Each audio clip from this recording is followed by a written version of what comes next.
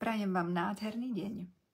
Dnes by som sa chcela zamerať na to, čo počúvame stále okolo seba. Ako dať seba na prvé miesto vo svojom živote. Ľahko sa to hovorí, ťažšie sa to realizuje, pokiaľ chceme zmeniť svoje zaužívané návyky, zvyky, fungovanie v rodine, v práci a vôbec ako vo svojom okolí.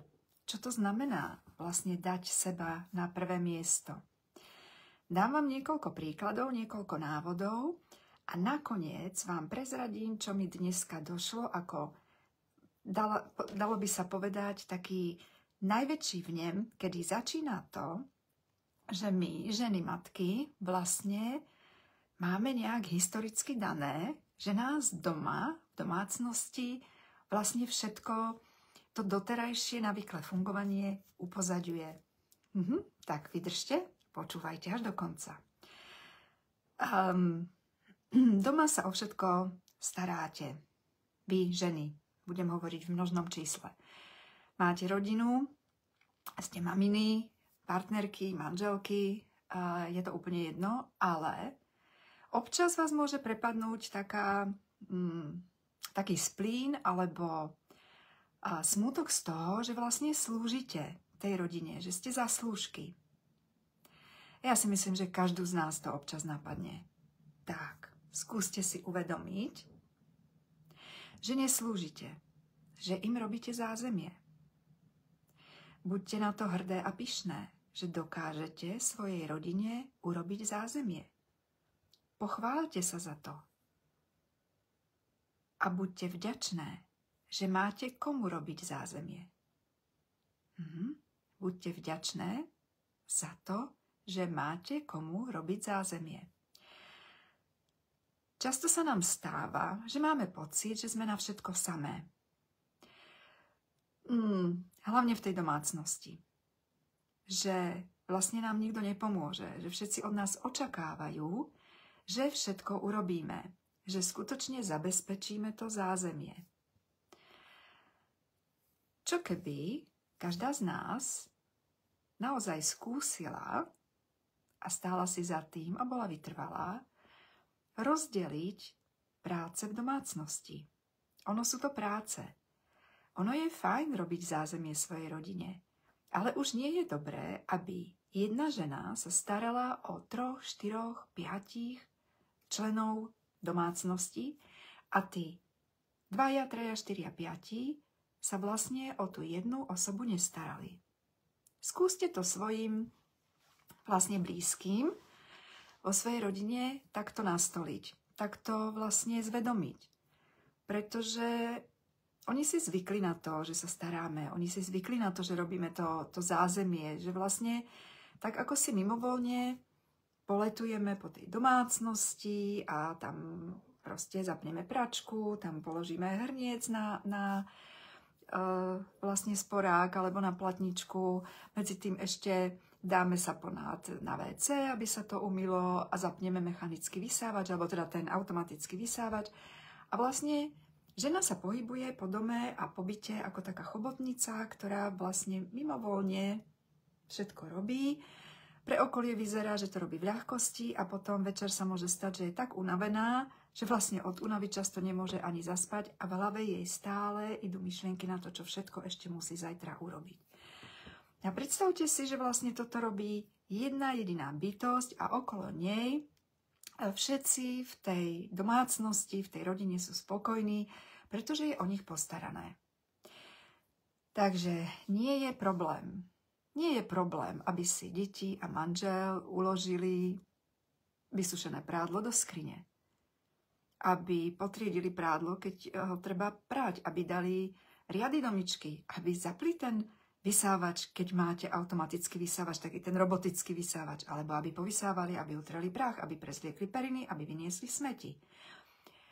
Pokiaľ vás vaša rodina, zase len hovorím v množnom čísle pre všetky ženy, pokiaľ vám povedia, že je to maličkosť a prečo z toho robíme nejakú ako drámu, že nezvládame tie maličkosti, tak im zvedomte, že pokiaľ to má byť maličkosť ako pre vás, no tak tie maličkosti môžu robiť aj oni, aby si to vyskúšali, aké sú to maličkosti. buďte vytrvalé, buďte trpezlivé, pretože oni zo dňa na deň nepochopia, že vám majú pomáhať. Oni zo dňa na deň nezískajú ten zvyk, že toto sa má zautomatizovať tak, ako ste to robili vy automaticky doteraz. Ale dovolte si bez pocitu zlyhania, bez pocitu viny, bez pocitu, že niečo nezvládate, tak len si dovolte požiadať o pomoc a rozdielte prácu. A robte to v tých etapách životných, pretože to, ako fungujete, keď sú deti malé a potom deti začnú chodiť do školy, tak sa zmení. Takže treba zmeniť aj to fungovanie v rodine. Keď deti zase prejdú na strednú školu, už sú väčšie, už sú samostatnejšie. Majú na seba a na svoj čas väčšie nároky. Tak prečo by sme aj my nemohli mať na nich trochu väčšie nároky? Pretože majú toho v škole veľa? Nie. Robiť zázemie a pomáhať chce rovnoprávnosť v rodine. Neexistuje nikto, kto by mal iba slúžiť.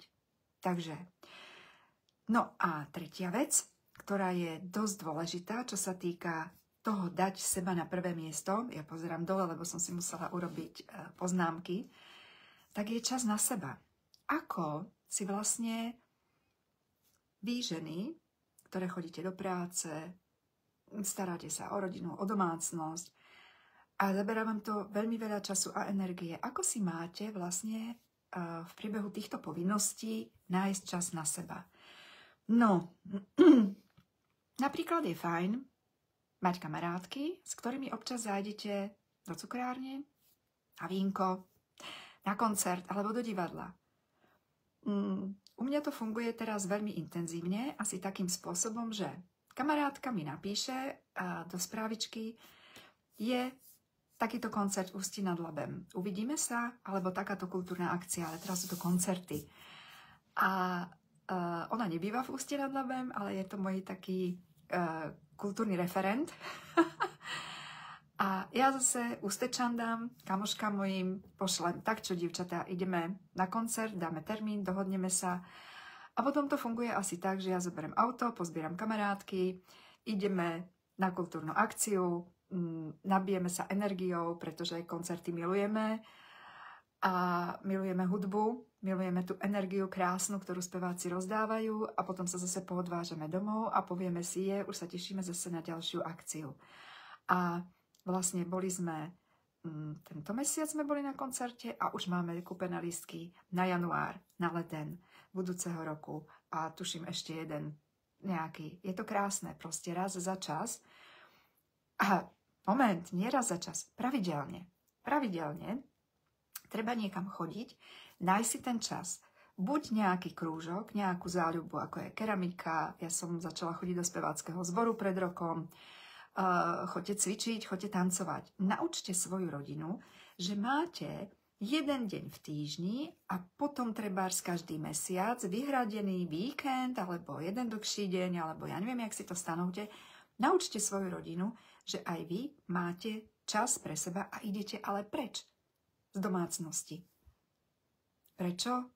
Pretože keď sme doma, tak každá žena má niekde v podvedomí tam ten zoznam pračka, v záhrade treba okopať záhony, treba ostrihať ruže, zazimovať kvetiny, mala by som oprať závesy, Ježiš, už teraz sú Vianoce a potrebujeme robiť tú výzdobu.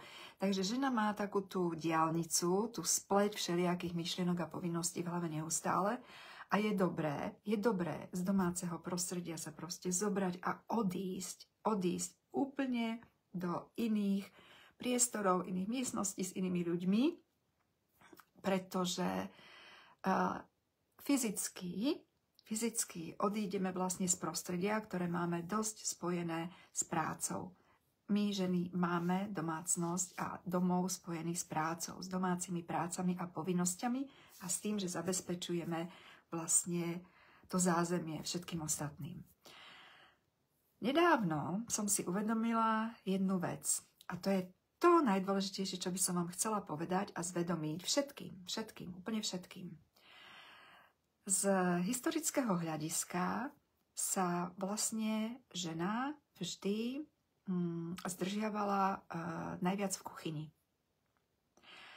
Kuchyňa vlastne kedysi bývala aj miestnosť v tej bežnej populácii, kde bol veľký stôl a kde sa všetci stretávali a kde vlastne žena vítala tú svoju rodinu k obedu, k večeri, alebo ja neviem. Bolo to miesto, aspoň ja to tak poznám, zo svojej širokej rodiny a od dosť veľa ľudí vo svojom okolí, že kuchyňa bolo to zázemie, ktoré žena vytvárala pre svoju rodinu. Ako máte vy doma, každá jedna z vás, zariadené, rozdelené priestory? Uvedomila som si, že keď sme mali malé deti a oni vyrastali, tak sme sa snažili deťom urobiť ich vlastné izby. Keď sa projektujú domy, keď sa robia alebo sa nejak ako projektujú sa byty, domy a bývanie, tak sa myslí na kuchyňu, technickú miestnosť, dobré kúpeľňu, chodbu, obývačku a izby pre deti. Manžel, keď sa projektujú domy, tak má garáž a má nejakú dielňu. Ale kde je pani domu? Kde je manželka? Všimli ste si, neviem, ako je to teraz aktuálne v projektoch, ale všimli ste si, že vlastne nikde nie je počítané s tým, že žena potrebuje mať svoju izbu?